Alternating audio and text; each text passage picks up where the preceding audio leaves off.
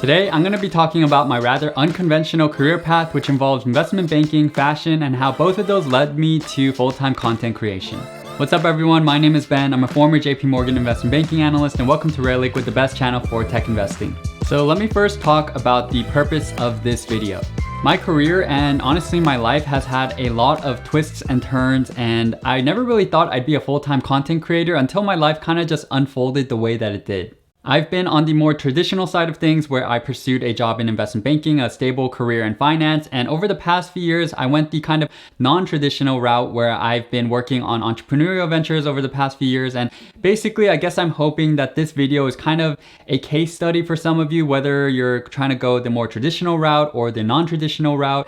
And I want to just offer a little bit of unsolicited advice that hopefully is just helpful to you regardless of where you personally are in life. So with that said, today's agenda looks like this. First, I'll provide some context with my college experience. Then I'll talk about my time at JP Morgan, the struggles of entrepreneurship at aesthetic studios, and how both resulted in rareliquid and what all of this might mean for you. Also, as a short announcement for you loyal subscribers out there, I'm going to be aiming to make 3 videos per week, and one of them per week is going to be one that's related to career advice. Kind of like this one, maybe others like consulting versus banking, resume help, and things like that.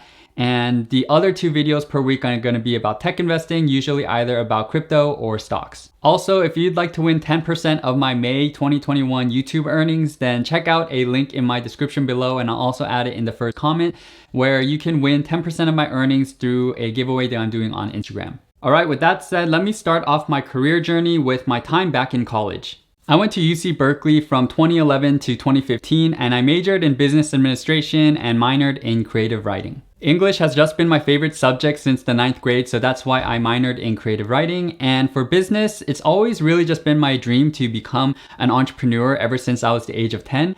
Earlier than that, I wanted to be a professional baseball player, but then I realized that I was just not athletic. My dad owned a textile factory in Los Angeles, and my mom was a fabric saleswoman, so I think my parents were really my biggest influences growing up. They never really told me to do anything career-wise, but just kind of watching them build businesses or just work in the business field overall kind of got me interested, and I don't know, it was just something I was always drawn to. And so that's why I decided to study business. And going into college, I didn't actually know what I wanted to do. I just knew that eventually I wanted to start my own business, but I had no idea what I wanted to do going in.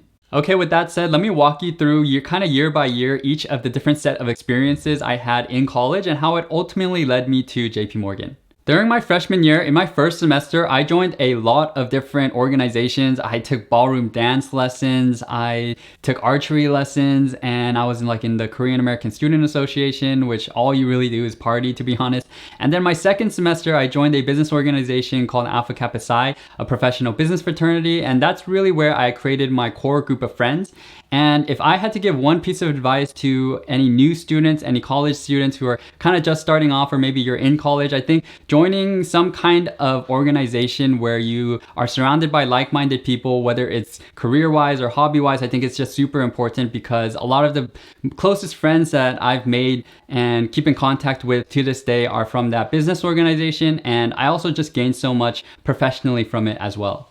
Anyway, after that first year, I joined Merrill Lynch as a private wealth management intern, and literally I'd say that I barely did anything that internship, to be honest. I mean, as a freshman coming out of college, I guess people don't really expect you to do that much, and I was honestly filing papers some of the time. I was updating this kind of portfolio where we were helping clients with their investments, and it really wasn't thoughtful work. But what was good about that internship is that it set me up for my next internship, which I did during my sophomore fall semester, which was at a boutique investment bank. That internship actually turned me off of banking because I was just moving logos around in a PowerPoint presentation, and I was like, this sucks. I don't want to do this for the rest of my life. And so I actually switched into being much more interested in consulting. And so during my second semester, sophomore year, I did a consulting project for Cisco through a student organization.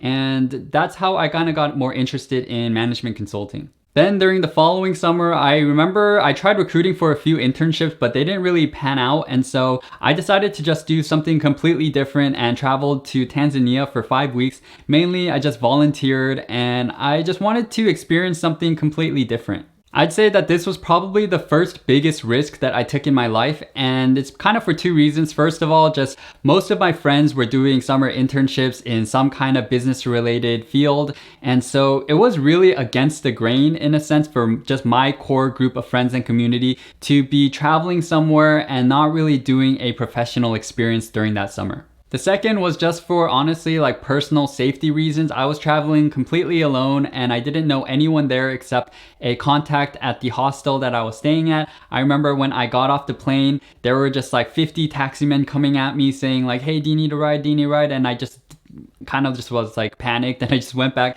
inside the terminal and tried to call my hostel guy until some guy somehow found me, I guess because I was probably like the only Asian kid there, and he mentioned that he was looking for me, and then he took me in his car to the hostel, which was like an hour drive. And during that drive, I was just thinking to myself, holy crap, I could totally just get kidnapped right now. But luckily everything worked out. I think looking back, it was a really great decision to have done something that was pretty different, because it was honestly something that I brought up a lot during interviews, and I think it allowed me to stand out a little bit more. So I guess it was practical in that sense, but also just in retrospect, I gained so much from just volunteering. I also did this trek where I climbed Mount Kilimanjaro, which was like a 6-day hike, and I had food poisoning throughout all of it. And it was really one of the biggest mental and physical challenges that I had to overcome to kind of just summit to the top while just feeling sick the whole time.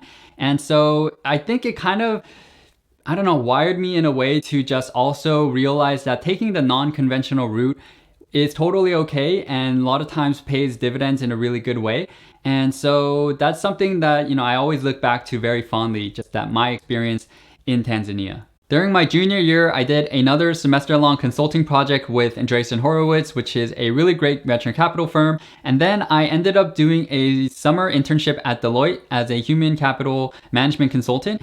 And I thought I would really enjoy the experience, but I didn't really like it that much. And I also started investing in the stock market my junior year as well. And so I got more interested in finance. And so when it came to my senior year, I kind of decided to instead recruit for investment banking. Now, I think the consulting industry is really a great option for a lot of people. I personally just really got interested in financial modeling and I wanted to learn how to do it because I just was looking at a bunch of stocks and not really sure what anything meant. What was market cap, or why is a stock price a certain price, or like what do shares mean? How do you value a company? I just had no idea about anything. And so I remember just trying to build my own crude financial models, trying to understand companies, looking at financial statements, and I was just like, I have no idea what I'm doing. So I want to learn, and so that's why I ended up recruiting for banking, which is pretty unconventional coming from a set of experiences that had mostly consulting. I would say I was really fortunate to have a few alumnus at JP Morgan, and one in particular who really pushed along my application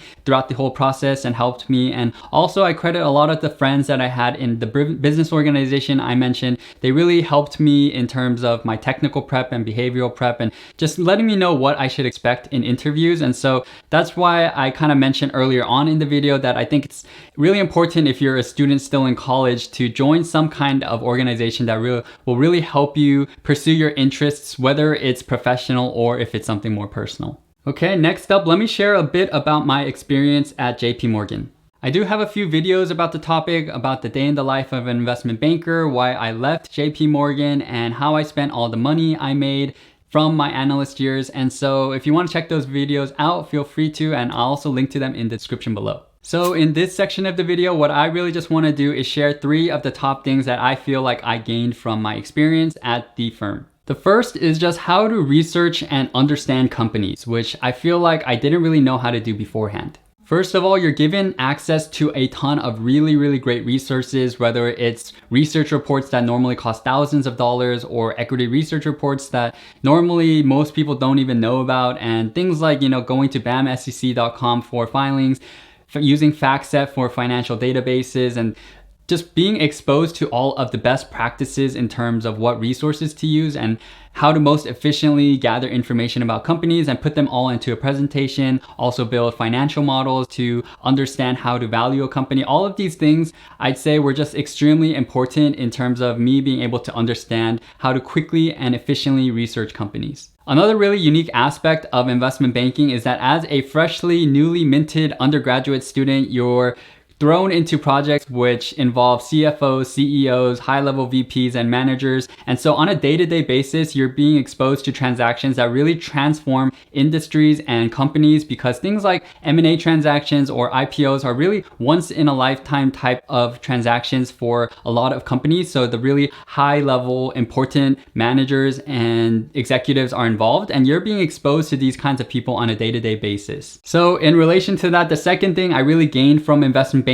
is growing as a professional. And I know that sounds super tooly, but I actually think that it was really great for me in terms of just being able to gain a lot of professional skills that really carried on throughout all the different experiences I had afterwards, which I'll kind of go into later on in the video. In terms of the professional skills I picked up, you really learn a lot of the basic fundamentals, whether that's like sending calendar invites or having just really good, insane attention to detail because clients are paying millions of dollars to hire your team. But also in addition to that, you're just juggling so many things at once. I remember sometimes I would be juggling, I think, 7 to 8 different projects at the same time, and not all of them were live deals. And so in banking, it's not really always about how many projects you have that make you really busy. It's about how intense each of those projects are. But at the same time, having a lot of projects to kind of manage, I would have a to-do list where I would just write at the top of the kind of parts of the paper what project that I was working on and all the different things I had to do for each of them,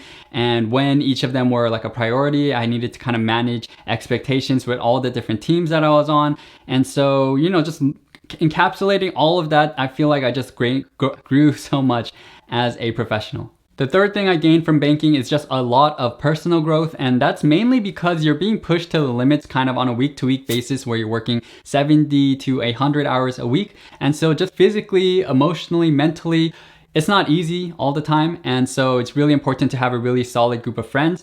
And when you leave banking, or kind of like as you kind of think about the other career options that you have in your life, you're just instilled with a lot of confidence if you go through the banking analyst program, where you feel like, okay, I did investment banking. I know I have the work ethic and stamina to be able to do kind of anything else afterwards in life, which, as you'll see in the next part of the video, just because you go through banking doesn't mean you can succeed in everything else, and you'll see what I mean. But before I do go on to the next part of the video, I do want to touch briefly upon why I quit, and I did make an entire video about it, so you can check that out if you want more details. But basically, in my second year of investment banking, my mom was diagnosed with ALS, which is a terminal illness where you kind of become paralyzed throughout your entire body. And it just really made me recalibrate and think about what was important in my life. And, I just thought more about, what if I had gotten some kind of disease also as well? You just never know. Life is just so short. And it made me want to just pursue more of the things that I wanted out of life, and I didn't feel like a financial career was really what I wanted to do throughout the rest of my life. I also really wanted to backpack and travel for a really long time. I think that's a lot of people's goals and dreams actually. So I felt very fortunate to have the opportunity to do so, but I would say it was really unconventional. Like no one really, especially in the investment banking or finance type of worlds, really takes 6 to 8 months after the analyst years to backpack and travel across the world. Like literally, I know nobody else who did that. And I'd say that, again, it was something that was unconventional, but something I'm really glad to have done.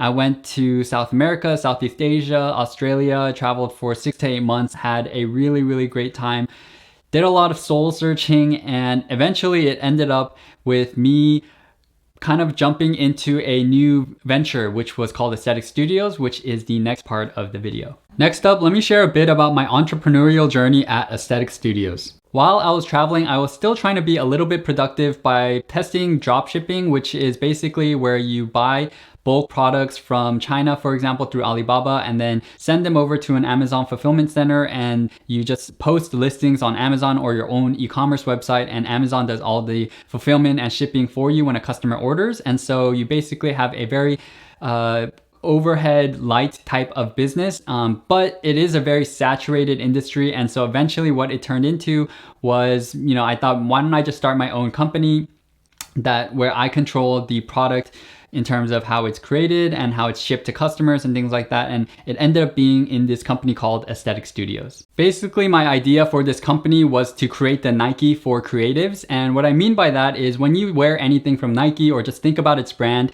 Nike's a really great company because they honor great athletes. And we wanted to basically be that for artists and creatives. I thought that I could just test out my business idea in 3 to 6 months, and if it all failed, then just kind of go to another job. But the entire setup process really actually took an entire year, and I'll kind of go into more detail as to why. First of all, I was jumping into a completely new industry that I really knew nothing about, and I wanted to create a brand where we had really, really high quality garments that we custom designed and made ourselves.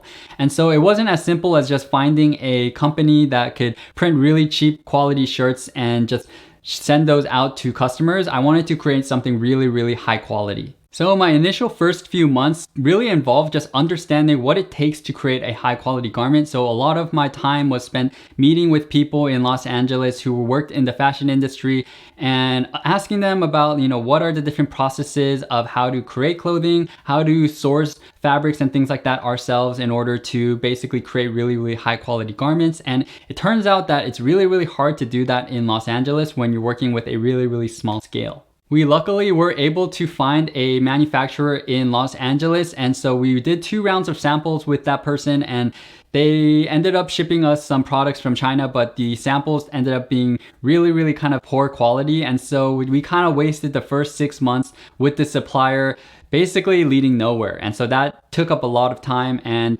eventually what we kind of realized is that if we really want to do this business correctly, we needed to travel to Asia in order to source our own fabrics and manage that entire supply chain process. And so that's what me and my partner did. We spent a lot of months in China and Korea in particular, and really just ran around looking for suppliers. I feel like maybe I'm going a little bit too much into the details of basically all the preparation process, so I'm kind of gonna skip that part. But basically what I want to just talk about is how different my life was in entrepreneurship with Aesthetic Studios versus investment banking. In investment banking, I think the hardest thing that I had to do was just work really, really hard, long hours, and manage a lot of projects and be in that kind of intense environment. With Aesthetic Studios, the challenge really with entrepreneurship, especially when you're just starting and you don't really know what you're doing, is all of the uncertainty, which is just really a huge overhang in your head, always wondering about what's going to happen, especially when you're not really seeing traction in the beginning. As an entrepreneur, I think anyone who has started their own company can probably attest to this. You're basically being thrown really hairy big problems all the time that just come from nowhere. So for example, we were hit with a really big customs bill when we were shipping our fabric from China to Korea that we just did not expect, and we needed to kind of just raise a few $1,000s and send it over to Korea really, really quickly, and it was kind of big money for us at the time. And another example is that right when we were about to launch our website and we had done this really, really big marketing push with the 6 artists that we were working with, our website was not working. There were a ton of bugs, and the company we were working with to create that website, it was the weekend, and so they were just completely not being responsive, and I had to kind of learn how to debug a few of the things when I had no coding experience. And also I got one of my really close friends to help me out, and thank you, you know who you are. But basically things like that, compared to investment banking where you have a lot of structure and layers of protection in a sense. If I ever did anything wrong, I felt like I always had an associate or a director or VP who would kind of eventually cover anything that I maybe did wrong. When it comes to being an entrepreneur, especially if you're the founder, you're responsible for everything, and the stakes are a lot higher personally, and just kind of with considering everything else that's on the line. Anyhow, I don't really know if you guys really want to hear more about my fashion kind of business related experience. If you do, leave a comment down below. I'll try to share whatever you find is interesting. But basically what ended up happening is that we decided to shut down aesthetic studios back in December 2020 because fashion is just a really capital intensive business and the feedback loop is really, really slow. You create an entire collection and then you kind of show all potential customers after like a 6-month long process of designing everything and producing everything and putting all the money into it. And then, you're kind of being told whether or not it's a good product. And so compared to something like YouTube where, I create a video and the feedback is pretty much instant because if I post it, then I know what's working and what's not working. And I guess this is a good segue to the next part of the video. So next up, let me share with you how both of these previous 2 experiences resulted in Rare Liquid. I started Rare Liquid as an Instagram account where I kind of combined 2 of my interests in art and finance. And if you kind of go to my account, you'll see what I mean. But basically, I started going more into investing when the market kind of crashed and I thought, this might be a good time to invest. And I think that this is a really good example of what Steve Jobs once said about how you can only connect the dots looking backwards, because Rare Liquid has become something of an intersection of a lot of my different interests and experiences.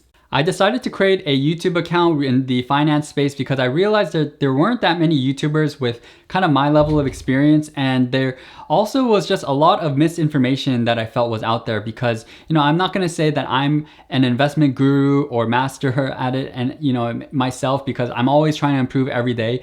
But I saw a lot of YouTubers who are just really trying to hype up certain stocks when they didn't really do a lot of diligence. They'll just point to certain numbers on Yahoo Finance or something like that and really not do any level of real diligence on companies. And to me, it kind of showed that there was an empty kind of gap in the YouTube market, I guess, where something where a channel that did provide a lot of really deep levels of diligence, basically, I'm kind of saying the same thing over and over again, but I've basically felt that there was a gap that could be addressed. Although I do think that there are some YouTubers out there who do actually do some really good diligence. And so basically how all of my experiences really culminated into Rare Liquid. Basically, I had my investment banking experience at JP Morgan where I learned a lot about finance, how to research companies, do financial modeling, things like that. And then with Aesthetic Studios, I was really in the creative space in terms of fashion, working with artists on a day-to-day basis, and just working with a ton of really creative people. And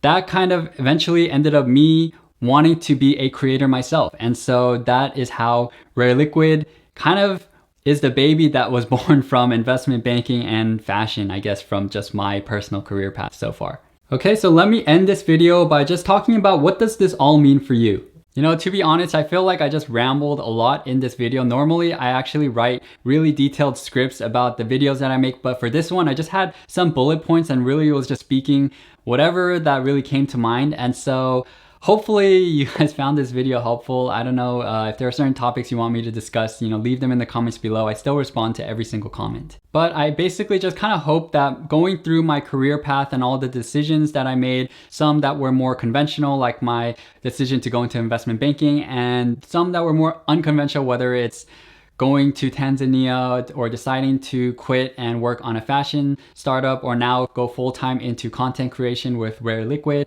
No matter what path you're personally on, hopefully you can kind of draw from the different lessons that I maybe shared. I don't know if I even shared many important lessons, but basically, I think it's always really helpful just to see how another person's career has progressed and maybe learn a few things from that. And so hopefully basically what I'm trying to say is that you were able to gain something from me sharing all the different experiences that I've had.